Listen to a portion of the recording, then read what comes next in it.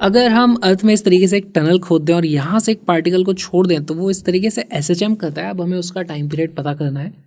तो मान लेते हैं यहाँ से जब वो किसी x डिस्टेंस पे था तो उसके ऊपर टोटल फोर्स कितना लगता है।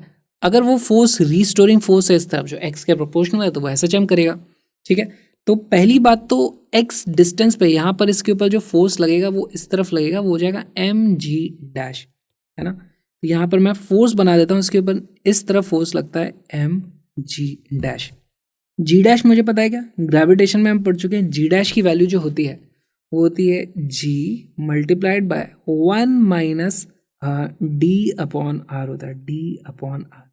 यहाँ पर d क्या होती है, d होती है ये वाली डेप्थ d, है ना। हमने डेप्थ के साथ वेरिएशन पढ़ा था, तो ये हमारे पास फॉर्मूला आ गया।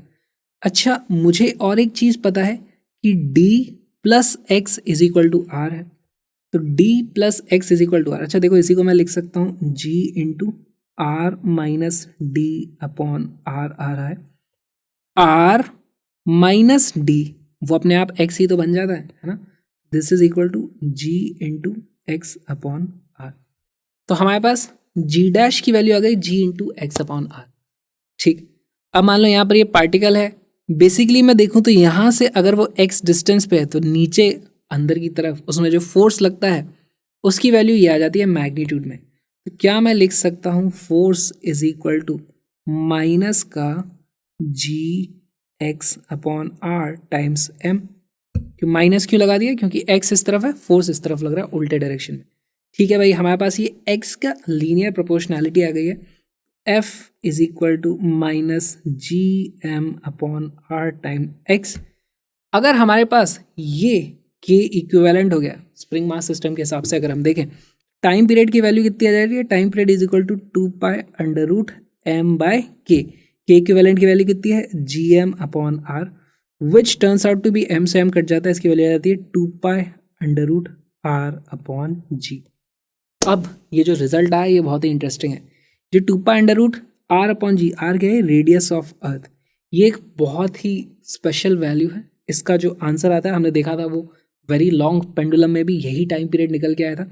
इसकी जो वैल्यू आ जाती है वो हो जाती है √2 times hours which is equal to 1.41 hours which is equal to 86 minutes, approximately 86 minutes. Basically ये वही है, ये जो टाइम पीरियड है ना, अगर हमारे पास पोलर सैटेलाइट होती है तो उसका भी टाइम पीरियड इतना ही निकल के आता है। तो आपसे ये सवाल वेरिएशन पूछा जा सकता है, मान लो यहाँ से एक पोलर सैटेलाइट इधर निकली और हमने यहाँ पर एक ड्रॉप को किसी चीज़ को छोड़ दिया। पोलर सैटेलाइट जब यहाँ से घूम करके वापस आएगी उतने ही टाइम में ये ब्लॉक SHM करके यहाँ पर वापस आएगा। दोनों का टाइम पीरियड सेम है। और एक बात मैं आपको बता दूं, अब उसका डेरिवेशन मैं नहीं करूँगा। मान लो हमारे पास अर्थ यहाँ पर इस तरीके से है और सेंटर से पास होने की जगह हमने कुछ इस तरीके से एक टनल बनाई है, तो इसमें जो टाइम पीरियड आएगा वो भी सेम ही आता है। इसको आप याद रख सकते हो। अर्थ में कैसे भी टनल बना दो, दूसरी तरफ निकल गई है, उसमें कोई भी ऑब्जेक्ट गिराओगे उसका टाइम पीरियड हमेशा इतना ही आता है। ये स्पेशल वैल्यू, इसको याद रखना। ये जो वीडियो आपने देखा एक्चुअली एक छोटा सा पार्ट, एक बहुत ही प्यारे से क्रैश कोर्स का लिंक डिस्क्रिप्शन में, वहाँ पे हमने 40 वीडियो में कंप्लीट 11th और 12th की फिजिक्स को कवर कर लिया है।